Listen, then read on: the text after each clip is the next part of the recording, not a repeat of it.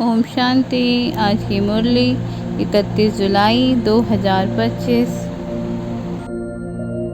आज बाबा ने कहा, मीठे बच्चे, तुम सवेरे सवेरे उठकर बहुत प्यार से कहो बाबा गुड मॉर्निंग। इस याद से ही तुम सतो प्रधान बन जाएंगे। बाबा समझा रहे हैं कि सुबह उठते ही हमें पहले बाबा की याद आए, भगवान की याद आए।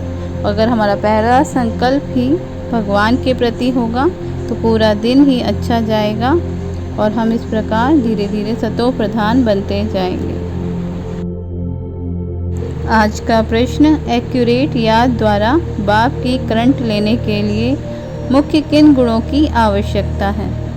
उत्तर, बहुत धैर्यवत हो, समझ और गंभीरता से अपने को आत्मा समझ याद करने से बाप की करंट मिलेगी और आत्मा सतो प्रधान बनती जाएगी। तुम्हें अभी बाप की याद सतानी चाहिए क्योंकि बाप से बहुत भारी वर्षा मिलता है। तुम कांटों से फूल बनते हो, सब दैव गुण आ जाते हैं। बाबा इसमें हमें एक्यूरेट याद के बारे में बता रहे हैं कि एक्यूरेट याद और बाप की करंट तभी मिल सकती है जब हम अपने आप को आत्मा समझते हैं, क्योंकि आत्मा समझने से हम देह भान से न्यारे हो जाते हैं और बाबा तो सदा ही देह भान से न्यारे हैं, तो उनकी करंट आत्मा में आने लगती है। जैसे दुनिया में भी अगर दो तारों को जोड़ा जाता है तो पहले उसके कवर को हटाया जाता है,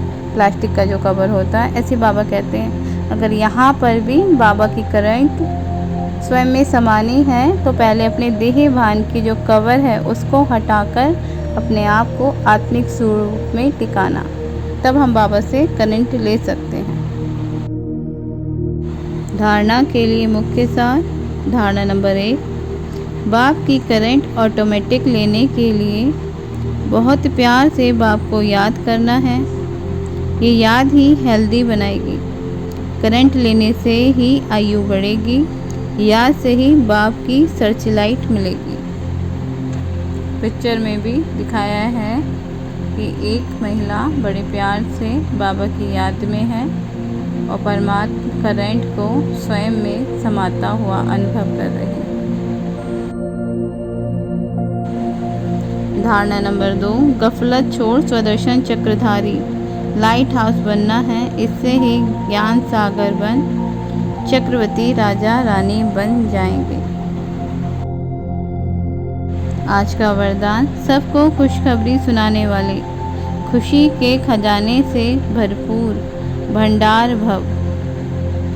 विस्तार। बाबा ने कहा, सदा अपने इस स्वरूप को सामने रखो कि हम खुशी के खजाने से भरपूर भंडार हैं। जो भी अनगिनत और अविनाशी खजाने मिले हैं उन खजानों को स्मृति में लाओ। खजानों की स्मृति में लाने से खुशी होगी और जहाँ खुशी है वहाँ सदाकाल के लिए दुख दूर हो जाते हैं। खजानों की स्मृति से आत्मा समर्थ बन जाती है, व्यर्थ समाप्त हो जाता है। भरपूर आत्मा कभी हलचल में नहीं आती, वह स्वयं भी खुश रहती और दूसरों को भी खुशखबरी सुनाती है। बाबा इसमें हमें दुख का कारण और सुख का कारण स्मृति बता रहे हैं कि जैसी स्मृति वैसा अनुभव। तो बार बार हम जब खुशी के खजानों को जो बाबा से हमें मिले हैं उसे अपनी स्मृति में लाते हैं तो हम इस दुख धाम में रहते हुए भी इस दुख धाम के सारे दुखों को जैसे भूल जाते हैं। स्लोगन, योग्य बनना है तो कर्म और योग का बैलेंस रखो।